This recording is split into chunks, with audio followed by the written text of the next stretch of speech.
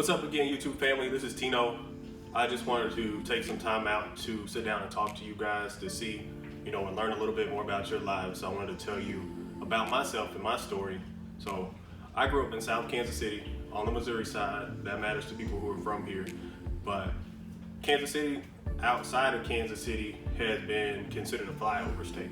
So I lived on the West Coast for a couple of years, visited the East Coast, and when you talk to people about Kansas City, they they want to know if you're from Kansas, the great state of Kansas. We won't talk about that.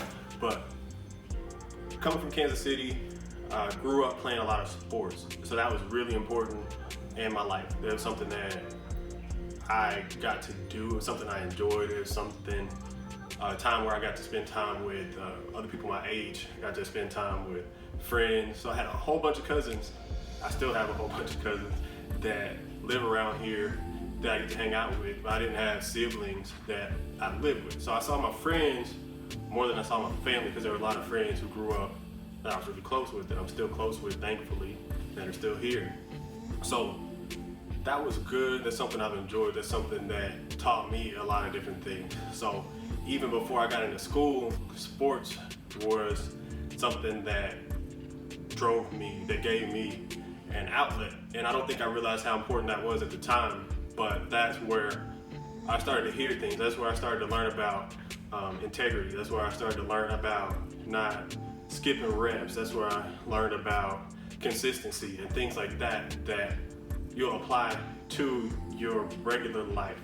So went from sports to school, a lot of that time overlapped, but one of the first things my dad told me when I was young, so when I was playing bitty ball and then maybe into middle school, he told me never let anybody outwork you.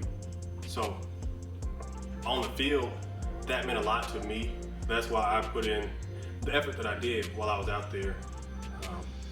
I hope that showed in the way that I played, and I tried to use that every day that I was at practice, or every day that we were, headed to a game, preparing for a game. A lot of the time went into preparation more so than the actual game day. So that's the same. That hasn't changed. That hasn't changed for school. It didn't seem fair to some people that I didn't feel, or I didn't have to study as much. It didn't seem like, because of how engaged. If you're engaged during the actual lesson, you don't have to take as much time to step away to relearn the things that you were supposed to learn in the first place, if that makes sense. So being able to, one, be focused on being present, that helped with not letting people outwork you. So those things have carried over into school and helped me accomplish the things that I have accomplished up to this point in my life. So those things have been very important. Sports, it helps you humble yourself. Sports help you humble yourself, and it puts you in a position where when you get into the real world, you will learn more and be more open to learning, because you don't think you know everything. You don't think you're the best. You may be good for where you're at. You may be good for college. You may be good for the NFL, you may be good for high school, but there's always something else to learn. There's somebody you can learn from. Even if there's a specific part of their game, there's a specific part of barbering that you can learn a little bit more about. There may be something that you can learn a little bit more about. Drops. Drew Brees, he had great footwork.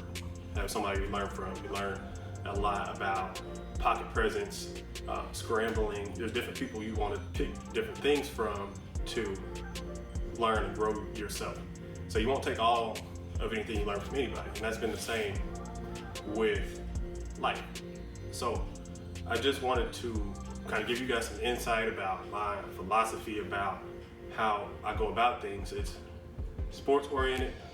It's, I wouldn't say competition oriented, because you get to a point where if you're trying not to let anybody outwork you, you get to a point where you're not in a closed environment. So when you try to not let anybody outwork you on social media, if you try to not let anybody outwork you ever in the world in football or basketball you get to a point where you're competing with the greats. You're competing with people like, Michael Jordan. You're competing with people who are, the greatest to ever do it. So you can't take that to heart all the time. You have to start to compete with yourself and getting better every day. So I work to improve every day, to become more efficient, to still stay in a position where I'm learning every day.